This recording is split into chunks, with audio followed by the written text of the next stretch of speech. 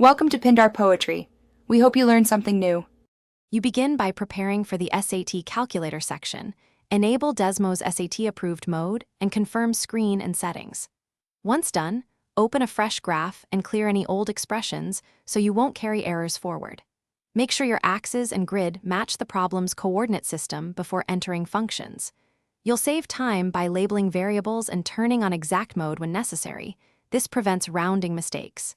Now, type the equation carefully and check syntax visually to avoid misparsed characters. Next, focus on constructing expressions and testing behavior. You should enter functions with clear parentheses and explicit multiplication. Desmos interprets 2x as 2x, but using 2*x removes ambiguity. Once done, add sliders for parameters to see continuous changes and use ranges such as 0, 10 or -5, 5 to inspect behavior. Make a table to evaluate specific x values quickly and use the intersection tool or solve when comparing equations. If you need Finally, validate your solution both visually and numerically. Confirm intersections, table entries, or derivative outputs match the target. Once satisfied, copy numeric answers into your SAT answer sheet precisely. Avoid transposition errors. If output looks wrong, first check syntax.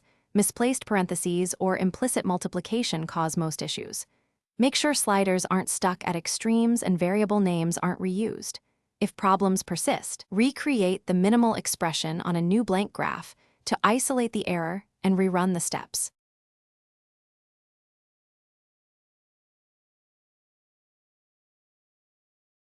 Thanks for watching. Consider subscribing if we helped you.